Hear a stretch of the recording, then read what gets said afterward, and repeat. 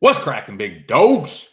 Welcome back to the HQ. Welcome back to the channel. I am Nicholas. This is, as you can see, it's fucking tatted everywhere. Big dogs got to eat. BDGE fantasy football. It's Saturday. Every Saturday we go live. A private live streams in for the Patreons. Patreon only, where I'm answering all your sit-start questions for Week 11 fantasy football. Patreon.com/BDGE. What up, Sean? How we doing, baby? How's the weekend going? Happy Saturday morning.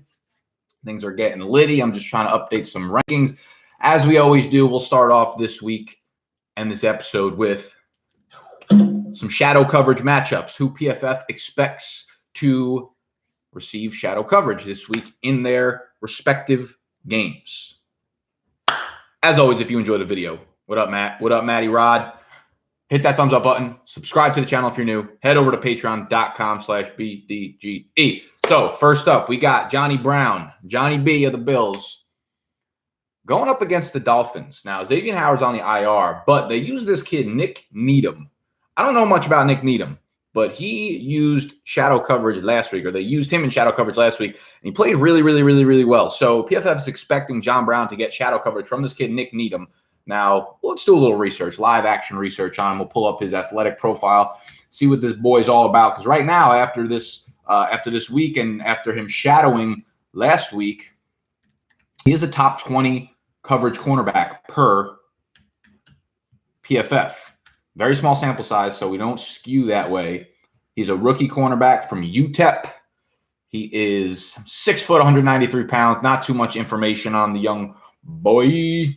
But he had an interception last week, which probably boosts his grade. Anyway, John Brown going to get some shadow coverage. I'm not too worried about it. You're still playing John Brown with confidence. Allen Robinson going up against Jalen Ramsey. Jalen Ramsey has not been good in coverage this year, although it's still not an easy matchup by any means. Amari Cooper expected to get Darius Slay. Same game. Michael Gallup expected to get Rashawn Melvin. Devontae Parker, Tre'Davious White. This seems like a stay-away game from Devontae Parker. He's been getting the volume, but this game could end up being like 16-11, which is what I feel like the Bills and the Dolphins play every week, and it's 16-11 every single time. I know if you're desperate, I'd throw Parker in there. I mean, I do get worried about cornerback matchups, but I don't think it's something you need to worry about to the extent that a lot of people end up freaking out about. None of these guys cover on 100% of the routes, and it's not like they're just absolute lockdown corners where every play. It's like, think about it this way. Unless you're an elite receiver, right? Like when you look at elite receivers, guys like the Michael Thomases, the Julios, the up top guys, those are guys you put in your lineup week in, week out. On the flip side, you should look at cornerbacks the same way you look at wide receivers. The very top guys, the best cover corners, are the guys that you should be a little bit worried about, right? The guys that if your wide receiver is going up against them, you're going to have to downgrade them. But on the flip side, if you're looking at the mid-range wide receivers, right, like even as a guy as good as DJ Moore, look at the Calvin Ridleys, look at the guys in the middle range, like wide receiver 20 to 30, they have good weeks and they have a lot of terrible weeks, right? So you got to look at cornerback coverage in the same way. So if you know a cornerback is good, but he's not elite, there's just as good as a chance, right? You have Calvin Ridley putting up games where he goes 3 for 22. Think about what that performance would look like from a cornerback angle, right? There are plenty of games where a cornerback plays terribly. So just because they are ranked highly does not mean that they're going to put up plenty of dud games and play poorly and let the opposing wide receivers do numbers on them. So this is something I don't look too extreme at a lot of things that I think aren't that important unless they're at the very top or bottom ends of the spectrums. I think cornerback versus wide receiver matchups are one of those things to take into account, but not look too deeply into. I just like getting this information out to y'all, giving you the big facts and letting you decide what y'all want to do for your fantasy team. So Devontae Parker going to get Tre'Davious White. Stephon Diggs going to get Chris Harris. Nelson Aguilar, because Alshon Jeffrey is now out, you're not playing really any of the Philadelphia pass catchers outside of their tight ends probably, is going to get Jonathan Jones as well as the other receivers, Matt Collins, et cetera, et cetera. We'll get the Stephon Gilmores and et cetera, et cetera. Emmanuel Sanders, if he does play, will get Patrick Peterson most likely, but Peterson's been abysmal since he's come back. And Sanders has just looked so good, so he's not someone that I would be. Given the injury, I'm just talking about from a pure talent, athletic perspective. Was good, Paulie, Nakulis, Nia, what up, Bourgeois? Not gonna lie, Saturday at 1 a.m. Eastern is the highlight of my week. I appreciate that, Michael. Thank you for joining me. I got to figure out what I'm gonna be doing next week because I'll be in Charlotte from Thursday through Sunday. So I want to say that I could be like a good human being and like find somewhere to post up and do the live stream on Saturday morning. But I know I'm going there for a wedding. And I know it's just going to turn into like a 96-hour bender. And I can't promise that I'll be good to go on Saturday morning at Saturday, 1 p.m. So it's tentative right now. We're going to get 50-50 live stream. I'll figure out something else to throw in and substitute as a gift to y'all if I do not get to live stream on Saturday. Morning. What's good, Nick? Cortland Sutton or Devin Singletary in flex PPR? Paulie, we're going to start that off with a little Devin Singletary action. I like Singletary. I think he's in for a very good bounce back week. On the flip side, you just can't really like Brandon Allen. I know they look good together last week, but I'm not expecting any sort of consistency from Cortland Sutton being paired with Brandon Allen. So I think we're going to see a down week for Sutton. I think we're going to see a very good week for Singletary. So give me all the Pringle single and PPR, baby. Got to start 3 out of the following: Gurley, Ingram, Crowder, Ridley, half PPR. So I like Ridley a lot this week to finally kind of bounce out with Sanu out, Freeman out, and Hooper out and things. And they have a lot of hurt secondary players on the Carolina Panthers. I believe Dante Jackson is out. I believe James Bradbury will be back, but probably hindered a little bit. So give me Ridley as one of the 3. Give me Ingram as well. I don't like the matchup. Houston's been very good against the opposing running backs. But this should just be a very high-scoring game, which obviously plays well to Mark Ingram because he's depending on a lot of touchdowns. So I'm actually going to roll with the both running backs. I'm going to go Gurley, Ingram, and then Ridley. I'm going to sit Crowder, Sean. Got buys handicapping me. What up, Eric? With Demont questionable with a bum ankle, do I roll Brissett, Foles, or Carr? 10-1, focus on playoffs, winning the show. 10-1 squad. What up? Jacoby Brissett is going against Jacksonville. On the flip side, Nick Foles of Jacksonville will be going against I love Derek Carr this week, man. I absolutely love Derek Carr. So I think he is someone that y'all should have in your lineups if you can. He's played so well for like a month straight, and then last week he had a down game. It was a tough matchup against Chargers, and it was Thursday Night Football, so a lot of wacky shit always happens. I'm rolling with Carr there, Eric, for sure. One other thing, bro, I'm guessing I'm a little bit late to the party, but I use Fire Stick. Like, that's the TV setup I have in my apartment. We have Fire Sticks in multiple rooms because we ain't trying to pay for cable up in the bitch. Apple TV. So the Apple TV came out, like they have their own, Fire Stick version of a product, but they also have Apple Plus now, I believe. It's like an app that came out that you could download on the Fire Stick. And it's pretty good. That show, so they had this original show called See, S-E-E, like Vision C.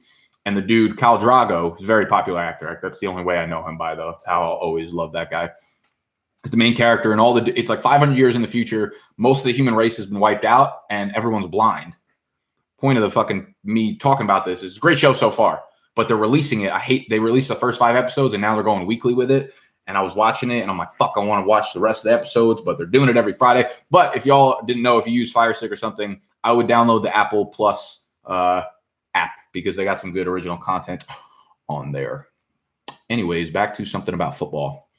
Andrews or Everett in Huff PPR? That's a close one. I really like Everett as a player. I'm going to go back to the well on Andrews, though. I just think he's too good of a match with Lamar Jackson. He just doesn't want to throw the ball anywhere besides Andrews and Hollywood. So I'll go back there, and we obviously know this is a pass funnel defense for Houston, so there will be throwing the ball a lot on the Baltimore side of things. Boyd or Debo at flex? Man, I'm not sure if I have Boyd. If you looked at my rankings, I might have Boyd ahead of Debo, which I don't even actually think I do. No, I don't. I have Debo as wide receiver 30. Tyler Boyd as wide receiver 31. Man, I just really have no faith in Tyler Boyd at this point. He has been disappointing. I mean, you could talk about the volume. Wow, they're 12.5-point fucking underdogs at this point. That's crazy.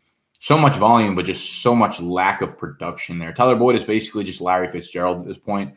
And obviously, it's no secret that Deebo Samuel is the absolute chalk play this week. So it will depend on Emmanuel Sanders, I guess, playing. I'm still going to go Deebo here because they're just so banged up with Breda, Kittle, Sanders out. I like Deebo there, Ash. Full PPR, flex Sony or Woods. FB God picked Sony. What do you think? Ooh, that's close. Who the Rams playing against? They're at home, though. This is very off of me not knowing that. Oh, okay, they're playing against the Bears. Wow, 39.5 point over under. How the fucking tides have turned in LA. Full PPR. You know what's funny? Like, everyone's going to be fading Sony Michel because they're going against the Eagles, and the Eagles are so good against the run, which really makes me feel like it's going to be a big Sony day, which makes no fucking sense. But that's making no sense is what makes sense when you're trying to pick Patriots players. I'm gonna roll FP God there. I'm gonna go with Sony, John. Need a tight end. You know what? I think that they both have like very similar floors. I think that like Woods will probably get you a floor of 7 or 8 points in PPR. I think Sony probably is the same, but he has a lot more touchdown upside. Need a tight end. I lost Hooper and Ingram. Looking at TJ Hawkinson, Noah Fant, Rudolph, and Griffin. 1 point PPR. Ooh, that's a predicament right here. So we have 4 tight ends. Let me see. We have Hawkinson up against the Cowboys. We have Noah Fant. I feel like Noah Fant's getting cute a little bit, and the Vikings are not a defense you really want to fuck around with. I feel like Brandon Allen's going to get absolutely killed. On the flip side, I don't like Rudolph because I don't know. He just is not involved. I know he's getting the touchdowns, but he's not really there. Man, do we go with Ryan Griffin here with Herndon out?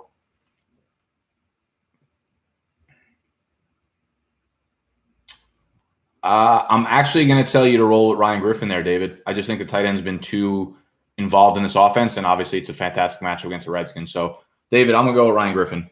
Singletary or Damian Williams at flex PPR. I got a lot of leagues with guys on bye. That's why I got so many questions. It's all good. Ask, keep them coming, boy.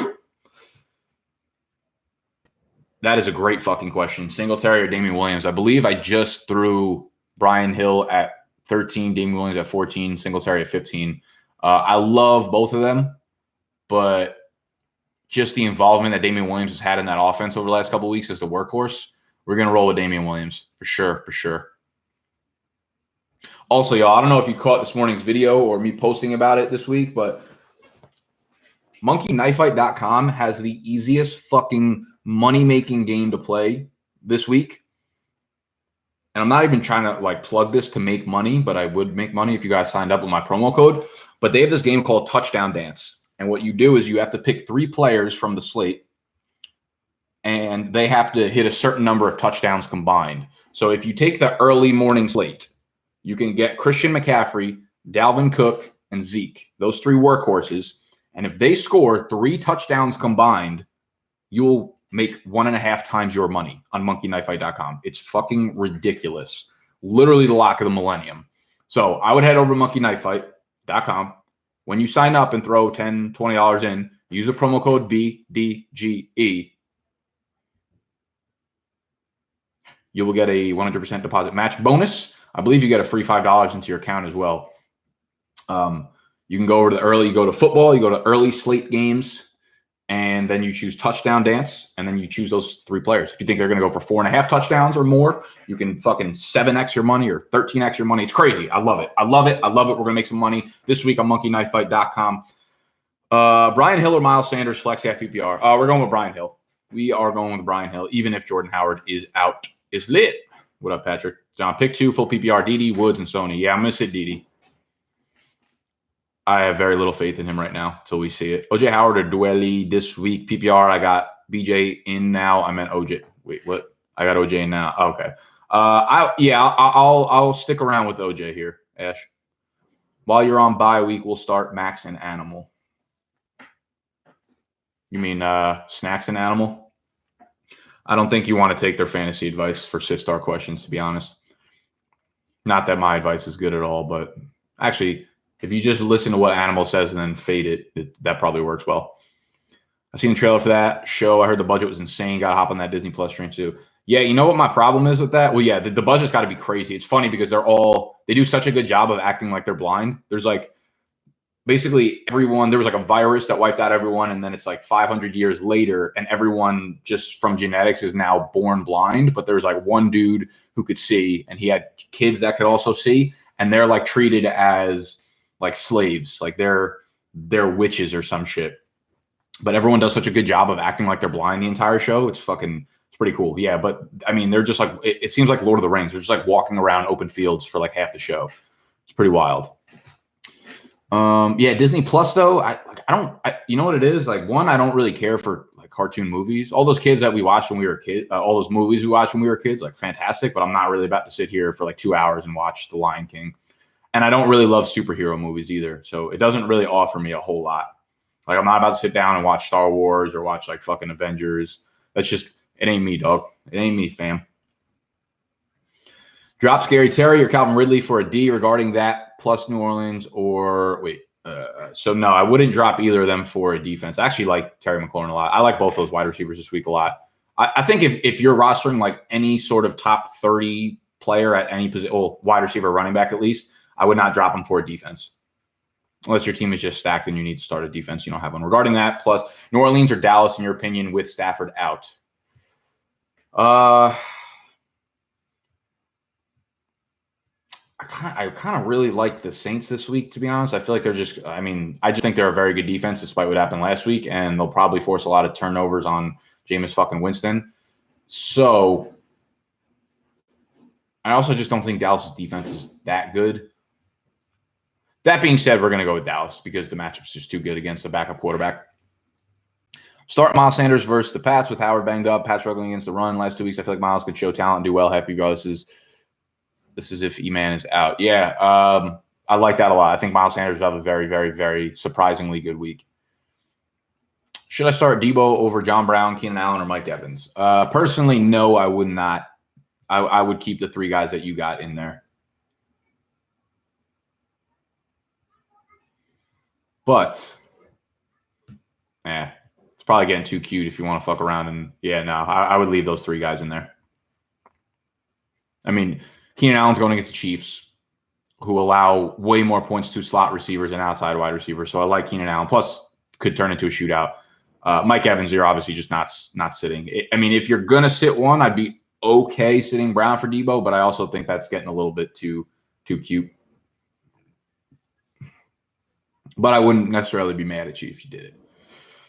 Need to pick 2 of these 5 to flex. Here we go. Chark, Samuel, Hollywood, James White, Sutton. Okay, so flex half PPR.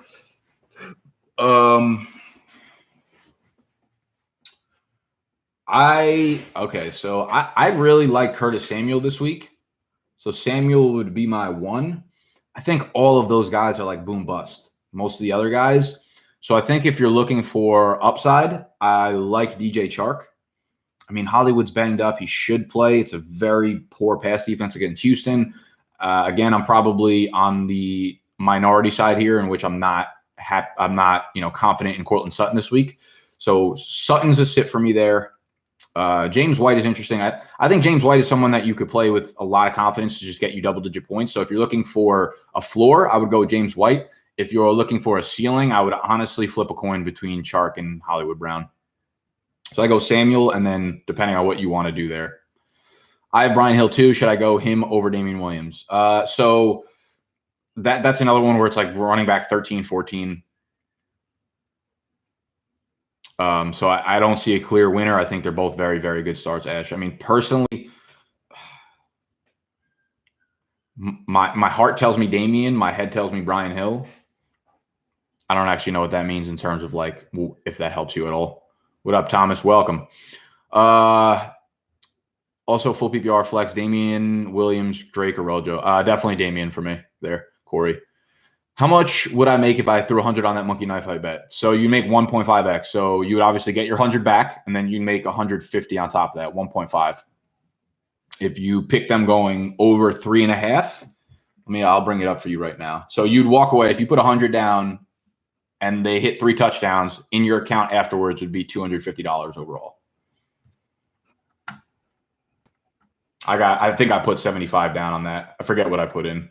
I did it on whatever the video was this morning, the DFS video. I always do some Monkey Knife Fight player props before we dive into DFS. So y'all can actually see how much I put down on it. Touchdown dance. So if you go over 2.5 touchdowns, which is if you hit 3 touchdowns, 1.5x. If you hit 4 touchdowns, it's 3x. So that 100 return into 300. If you go over 4.5, you want to get crazy and you think those 3 will combine for 5 touchdowns, you will 10x your money. You'll turn 100 into 1,000. So again, monkeyknifefight.com. Use promo code BDGE when y'all sign up. Deebo Samuel or Tyler Boyd, half PPR. I'll go Deebo there, Kemcho. Torn between Saints and Pats D. Yeah, I'll go with Pats D. I'll go with the Pats there. They're just a very good defense, obviously. I don't know why the fuck I'd say that. Like, it was good analysis. I think this Eagles defense is going to, or this Eagles offense is going to have to be very one-dimensional with Jordan Howard out, Deshaun Jackson obviously out, Alshon Jeffrey out. It's going to be tough. I think the Patriots are going to, there's no team better than the Patriots at like shutting down your opposing team's best weapon. And I think what they're going to do is take away Ertz completely. And that really leaves like very minimal playmakers in that offense. And I think that's going to lead to not a lot of success. So I like the Patsy there, Patrick. Pats for Pat, baby. How do you feel about Ajayi being signed? Literally doesn't like. I'm emotionless inside my guts and my brain and my heart. Nothing stirs inside of me when I hear the name Jay Ajayi at this point in his career. Literally nothing. Standard, pick 1. Mecole Hardman, Demaryius Thomas, Russell Gage, D.D. Westbrook. Thanks, boy. I'm betting a G on 5 touchdowns. I got to pay my mortgage. Fuck yeah, baby. Let's go. I know you're not really going to do that, but I would. See, that just got me so much more excited than Jay Ajayi. Okay, standard, pick 1. Hardman, Demaryius Thomas, Russell Gage, D.D. Westbrook. Thanks. Man, a lot of PPR plays. I don't trust Mecole Hardman. He's like really not playing much. I know he's gotten a few lucky touchdowns, but he's like the 4th wide receiver on that team, so he's probably out. DD's also going to be out of that equation for me because standard 1, I just everyone likes to talk about the connection that he and Nick Foles had, but that was like 1/2 of one preseason game.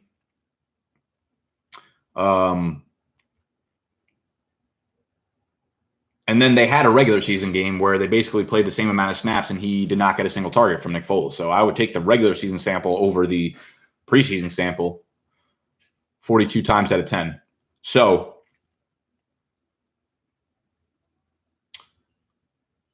Demaryius Thomas versus Washington, Russell Gage versus Carolina. You know what, man? Give me Russell Gage. Give me Russell Gage. I feel like this is going to be a good week for him. I'm thinking we're going to get like a 6 for 74, maybe a touchdown out of Gage. What up, boy? Who got the bottles of wine correct? We're going to announce that because people are still commenting on it. We're going to announce that in the next Fade the Public video. Someone did get it correct, though. Most of y'all were way undershooting. I'll give you a hint. If you guess single digits or in the teens, then you are not even close. Y'all have to understand that Snacks is legitimately an alcoholic. There are so many fucking wine bottles back there. Do you add Gallman with Saquon banged up? I don't really have people to drop. Yeah, no, I'm okay not adding Gallman. If you don't have anyone to drop, then no. I mean, in my leagues, what I did this morning too, we're getting to the point where at this point of the season, your bench spots you're going to use differently, in my opinion, than you would use in the beginning of the year. The beginning of the year is like a shit show because there are players breaking out and emerging, and you're just learning what the depth charts are and the snap splits are. So the waiver wire is crazy. But at this point in the year, there aren't breakout wide receivers. You know everyone's role.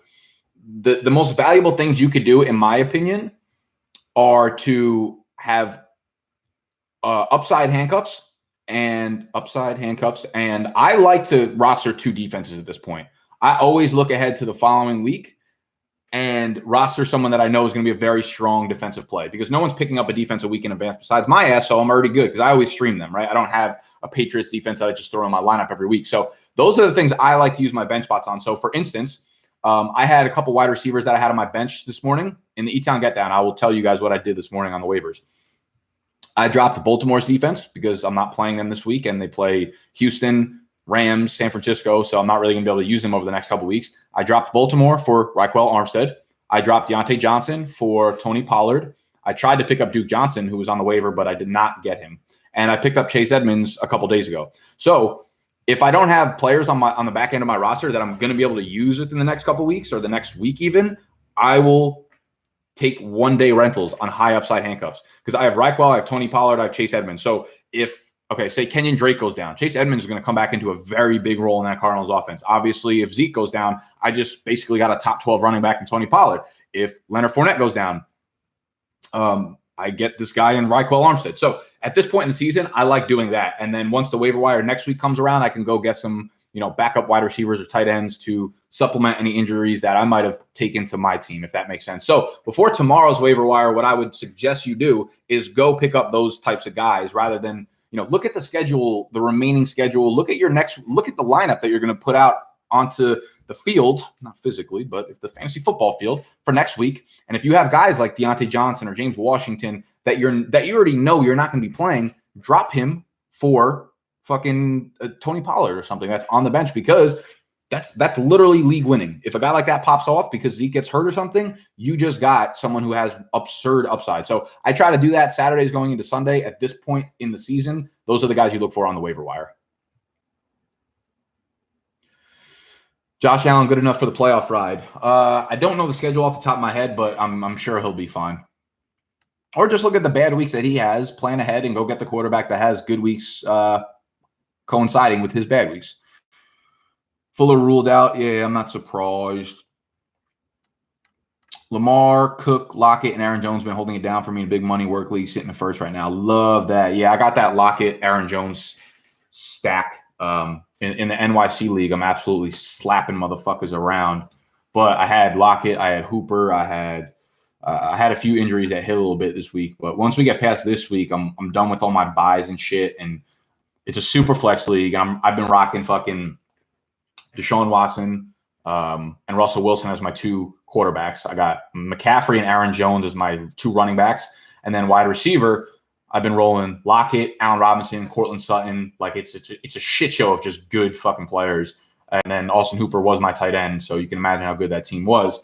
Lost him. I got TJ Hawkinson, which obviously I'm not excited about. But like for instance, in that league, I picked up Brian Hill before last week's games kicked off because Ito was on the IR, and we know Devonta Freeman's super injury prone. So I picked up Brian Hill, and now I have Brian Hill, and he is my fucking like RB4 behind McCaffrey, Aaron Jones, Austin Eckler. And I'm feeling good. I got Raheem Mostert.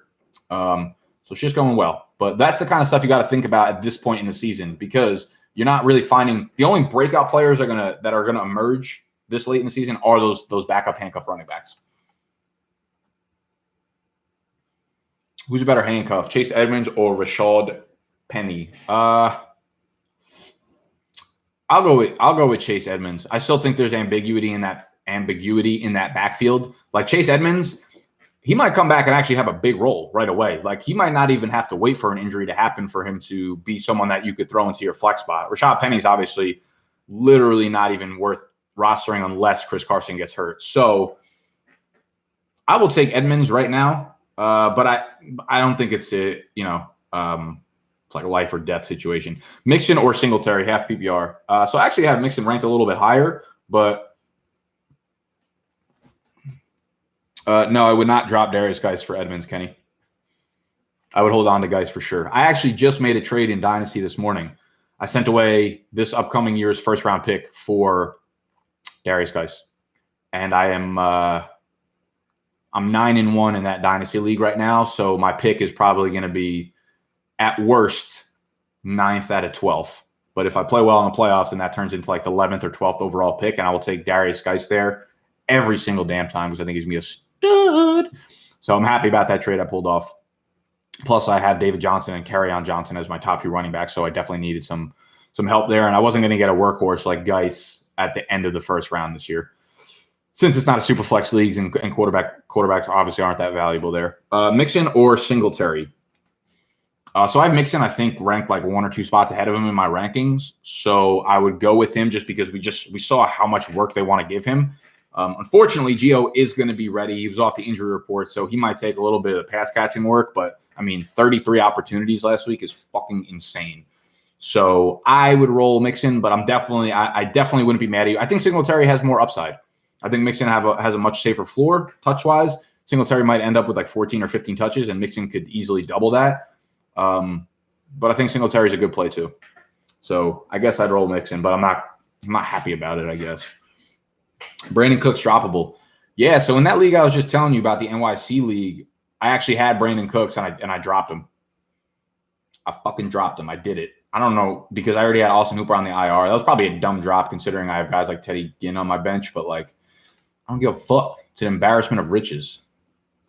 So yeah, I'm not going to hate you for dropping Brandon Cooks. I don't know if we're going to see him again. So if you need that roster spot, I would probably rather have a high upside handcuff running back than Brandon Cooks at this point. Because it's not Brandon. It's like Brandon Cooks has been shit this year, even when he is healthy. I have no confidence that he's coming back anytime soon. And if he does, like, you're really about to throw him into your lineup? Probably not. So I'm cool dropping Brandon Cooks. I give you the okay.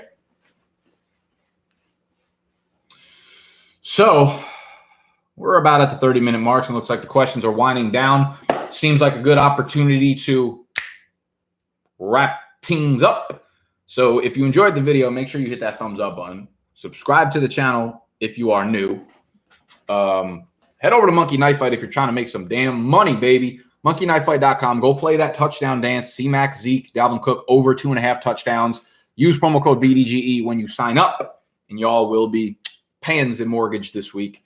Patreon.com/BDGE if you want to join us for next week's private live stream, where I'm obviously answering all your questions. Possibly next week, because again, I'll be in Charlotte for the weekend, so I'm not sure if I'll get to getting live. But we give out the waiver wire exclusive article. You get our weekly rankings. You get a forum in which we are active on to help you answer your questions. So I love y'all. Thank you for tuning in. Also, have a good weekend. Should I hold Delaney Walker? Absolutely not. If this is a redraft league, you can drop him like fucking a month ago. You're all good there. Can you get his ass out your roster? Dynasty, I even saw him dropped in Dynasty League. So, I mean, that could give you a sense of really how much his value has taken a hit. I love y'all. Have a great weekend. Have a good Sunday. Good luck in Week 11. And that's it.